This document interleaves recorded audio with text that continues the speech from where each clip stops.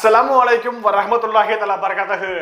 இந்த வீடியோவில் இந்த கேமரா பற்றி தான் பார்க்க போகிறோம். ஸோ இந்த கேமராவோட விலை என்ன, இந்த கேமராவோட என்னென்ன கொடுத்துருக்காங்க, இந்த கேமரா எதுக்கெல்லாம் பயன்படுது, மேலும் இந்த கேமராவை யாரெல்லாம் வாங்கலாம் அப்படின்ற முழு விபரத்தையும் தான் இந்த வீடியோவில் நம்ம தொடர்ந்து பார்க்க போகிறோம். ஸோ இந்த வீடியோ நீங்கள் முழுமையாக பாருங்கள்.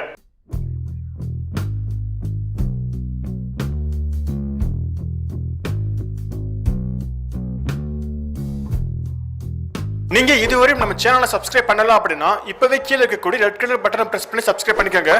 பக்கத்துல ஒரு பெல் பட்டன் வரும், அதையும் சேர்த்து பிரஸ் பண்ணிட்டீங்க அப்படின்னா நம்ம போடக்கூடிய எந்த ஒரு டெக் வீடியோஸையும் நீங்க மிஸ் பண்ணாம பார்க்கலாம். ஓகே, ஃபர்ஸ்ட் இந்த கேமராவோட விலையை பார்த்தோம் அப்படின்னா இந்த கேமரா பெங்களூர்ல வெறும் 2000 ரூபாய்க்கு அவைலபிளா இருக்குது. ஸோ இந்த கேமராவை வாங்குறதுக்கான லிங்கை நான் டிஸ்கிரிப்ஷன்ல கொடுத்துருக்கேன். ஸோ அதை செக் பண்ணி பாருங்க. பட் இந்த கேமராவை யாரெல்லாம் வாங்கலாம் அப்படின்றத நான் கடைசியா சொல்றேன். ஸோ அது வரை கொஞ்சம் வெயிட் பண்ணுங்க. ஓகே, அடுத்து இந்த கேமராவோட ஸ்பெசிஃபிகேஷன் என்னென்ன அப்படின்னு சொல்லி சின்னதா இந்த ஸ்கிரீன்ல போட்டுறேன். ஸோ இப்பவே பார்த்துடுங்க. இப்போ நீங்க பாக்குறது தான் இந்த கேமராவோட ஸ்பெசிஃபிகேஷன்.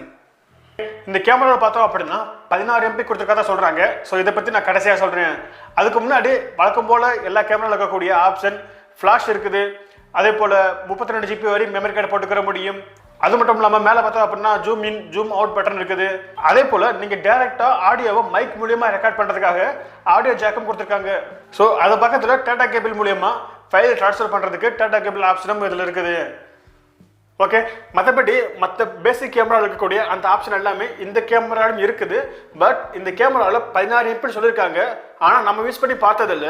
சாதாரண மொபைலில் 5 MP இருந்து 8 MPக்குள்ள இருக்கக்கூடிய மொபைல் எந்த அளவுக்கு பர்ஃபார்மன்ஸ் பண்ணுமோ அதே குவாலிட்டி தான் இந்த கேமரா நமக்கு தருது. இப்போ ஸ்கிரீனில் தெரியுற இந்த வீடியோ இந்த கேமரா தான் ஷூட் பண்ணது. ஸோ இந்த கேமராவோட வீடியோ குவாலிட்டி எப்படி இருக்கு அப்படின்றத நீங்களே பார்த்துக்கோங்க.